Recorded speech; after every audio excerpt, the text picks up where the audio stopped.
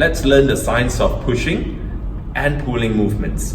Now, two things I would like you to remember when you learn how to push and pull. Number one, you would want to keep your shoulder abduction level. This is a shoulder abduction level at 45 degrees and below. Okay, so keep to this angle during pushing and pulling. Joanna, can you show us a couple reps? Okay. Number two, during pushing and pulling, it is very important that you keep your scapula nice and stable, or we call that a shoulder pack position during the movement. Especially you are first learning how to push and pull. So you want to keep the shoulders packed. That means scapula nice and strong there. Okay. Perform your shoulder horizontal flexion extension, which is a pushing and pulling. You want to keep the scapula stable. Okay, this is the lowest position you want to go for a start. Yeah, for a start, you want to keep these arms parallel at the lowest position, and then you start to push, keeping the scapula stable. Adriana, can you try to do that? Yep. So you see how nicely she keeps the scapula packed. Okay, so you will not see scapula being protracted or winging. I couldn't see the inferior body at all. Just do a couple of reps. Right, so as she's doing the push and the pull, I can't see the inferior border at all, which is a good thing. Yeah, I can't see the vertebral border at all. Okay, so that's a nice pushing and pulling movement. So once you understand the science of pushing and pulling, this will be the first exercise I will introduce the client. Right, cable movements, easy. All right, keep the weights low, because the whole idea is to teach your client how to push and gain control. So Adriana is going to perform a couple of repetitions. Right, so it is important here that you keep your lumbar spine stable.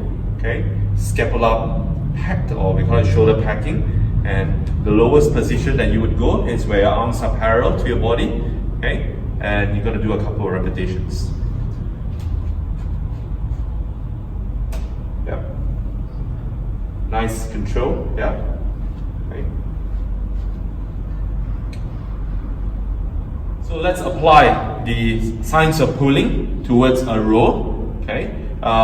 Similar with a push, lumbar spine stable. You're going to keep the scapula or shoulder packed. Alright, packed. Shoulder packed. Good. Alright, nice and strong there. Okay, flat. Okay, keeping this stable. Only move your glenohumeral joint, your shoulder joint. Let's do a couple of rows. Okay, it is very important as you row. Alright, you want to keep your scapula packed. Okay, alright, do a couple of reps. Good. Nice, strong. Alright, keeping your wrist neutral. Yeah, keeping your wrist neutral. Good. Just one more rep.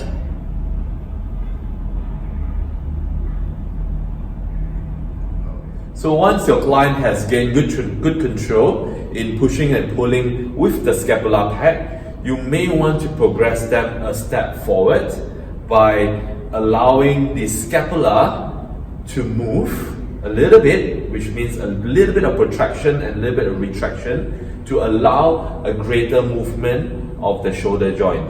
Now, the reason why we would want the scapula to retract or protract is to avoid this thing called a shoulder lurching. So Adriana is going to demonstrate a bad technique or a poor movement where the rhomboids or the scapula fails to move, and Adriana try to pull all the way to the back, and you will see this is what we call a hyperextension of the shoulder joint. Yeah, and I call it a lurch of the shoulders. Now we would want to avoid that, because at that position, do you want to show one more time? At that position, your shoulders will be at a high risk of injury. So Adriana is going to perform a poor movement. So have a look. So this is where the lurching happens. What I will do is to engage a little bit of the rhomboid movement. Okay, you will see that she now will lose the lurching, which puts her shoulder back into a better position. That's what we would want. Okay. 2 more reps. Now, as the weight goes to the front, okay, it is also important that we would want to recruit our serratus anterior. So we want a slight, not a plus, a slight protraction utilizing our serratus anterior. Okay, come one more time. Good. Now if you do not recruit your serratus anterior, okay, down, what you will witness is a protraction, or no, I would say it's much more of a winging of the scapula. So it's very important that if you would like a full movement, during the pulling, you engage your rhomboids without bringing your shoulder blades together. As the weight is going forward, which is like a pushing movement, you would want to engage your serratus anterior. So once your client has performed shoulder packing, is able to control pushing with shoulder packing, this will be the next step, just like a pulling movement.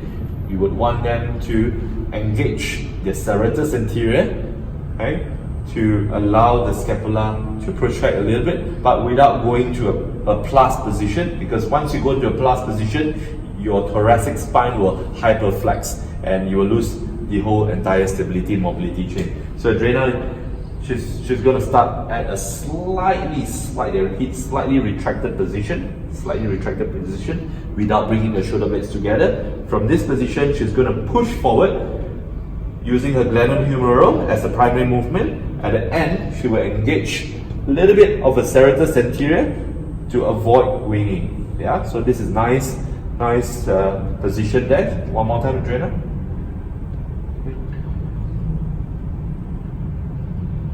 Good. Let's do one more repetition. Very nice. Yep. So at the end, you will see it's nice flat here. Yep. Slight protraction. Now, if you do not engage your serratus anterior, what you may see is a little bit more. It's a winging. You will see the vertebral border here, and you see the inferior border of the scapula. Can you see it? You just take a look at this.